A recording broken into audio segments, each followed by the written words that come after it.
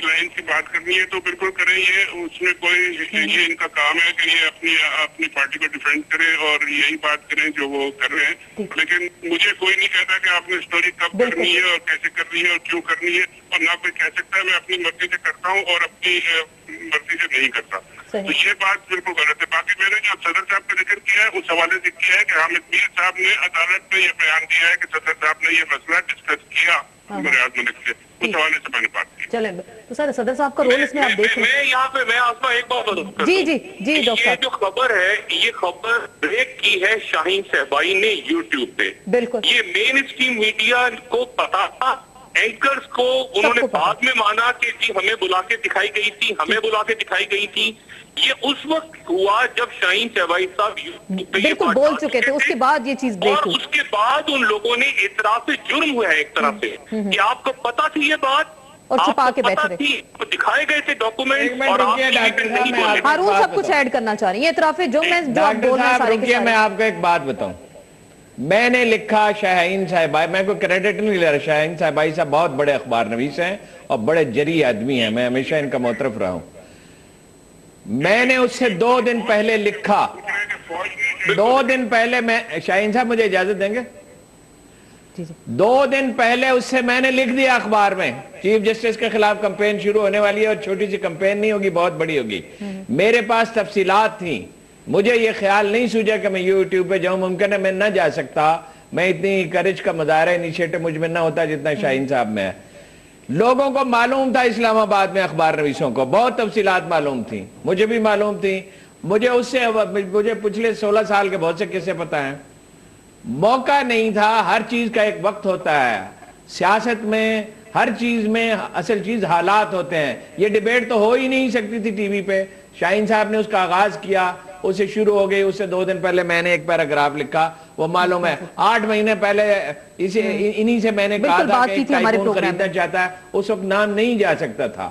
بعض چینلز میں ان کا حصہ ہے, بعض میں ان کے احسانات ہیں, روپیہ وہ اس طرح بانٹتے ہیں, میں نے کہا تھا جیسے مامون الرشید اچھے شعر پر اچھے جملے پر درباریوں میں پیسے بانٹتا تھا. ٹھیک ہے نا جی.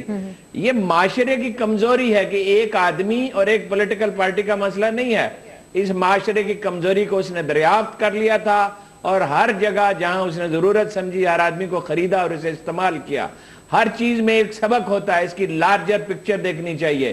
میرا خیال ہے کہ شخصیات میں الجھنے کی بجائے شخصیات بھی زیر بحث آئیں گی اور آنی چاہیے. یہ اپنی امپلیکیشنز میں اخلاقی اعتبار سے جو اصل اجتماعی زندگی کی اصل بنیاد ہوتی ہے, یہ وکی لیک سے بڑا سکینڈل ہے. وکی لیک سے بڑا سکینڈل ہے. میں شاہین صاحب, یہ احمد خلیل نامی ایک کیریکٹر جس کا بھی آج ذکر کیا انصار عباسی صاحب نے اپنی سٹوری میں, کل ہمارے پروگرام میں بھی ذکر کیا, اور کہا جا رہا ہے وہ پی ایم صاحب کے دوست بھی ہیں. تو یہ پھر تانے بانے جو ایسے ایسے کیریکٹرز بھی نکلتے آ رہے ہیں اور جو باتیں بھی ہو رہی ہیں صدر صاحب کے بارے میں, تو یہ پھر تانے بانے ملتے آپ کو جڑتے دکھائی دے رہے ہیں کیا اس وقت؟ جی شاہین صاحب سے لگتا ہے ہمارا رابطہ منقطع ہو گیا. ڈاکٹر صاحب آپ ہی اسی سوال کا اگر آپ جواب دے دیں بہتر, اگر آپ بتا سکتے ہیں ہمیں.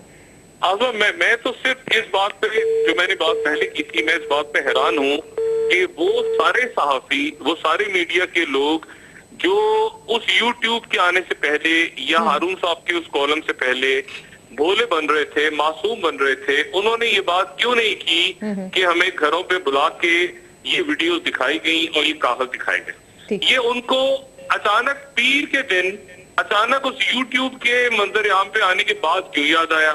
بلکہ اس دن بھی وہ بھولے بنے رہے, اگلے دن ایک نکلا, پھر دوسرا نکلا, پھر تیسرا نکلا. یہ سارے جہاں باز کہاں تھے کہ جی ہمیں بلا کے دکھایا, اور ان سب کو پتا تھا کہ سٹوری آنی ہے باہر کے اخبار میں, ان کو یہ بھی بتایا گیا تھا. یہ سارے کہاں غائب تھے؟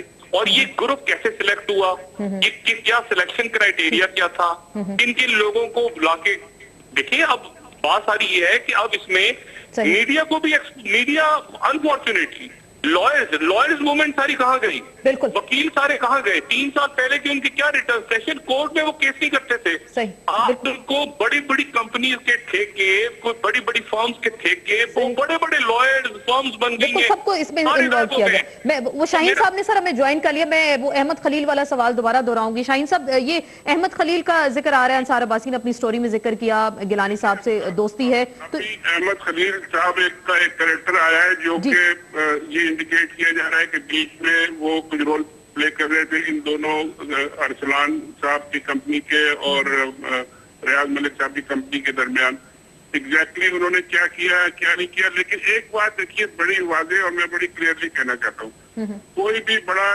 पैसे वाला अगर कोई गलत काम करेगा तो वो अपनी कंपनी के नाम से नहीं करेगा। ठीक, वो कोई ना कोई फ्रंटमैन, कोई ना कोई 2 नंबर आदमी, कोई ऑफशोर कंपनी। आपने देखा होगा कि जितने केसेस सरकारी साहब के खिलाफ बने हैं, सही, कोई कंपनी कहाँ है, कोई कहाँ है, किसी ऑफशोर है, ये सारा सही, इन कंपनियों के, इन लोगों के नाम पे होता है ये काम। तो इसमें कोई अभी आप वो परेशान ना हो, बहुत सारे और नए नए नाम आएंगे। सही, बहुत सारे इसमें नाम सामने आ रहे हैं और एक पीर साहब का भी जिक्र है। मैं ब्रेक लेनी है, मैं सब इसी पे मजीद हम बात कर, पीरों का नाम भी इसमें आ गया और पीर साहब कौन से हैं, उनके ताने बाने कहाँ तक जाके मिलते हैं।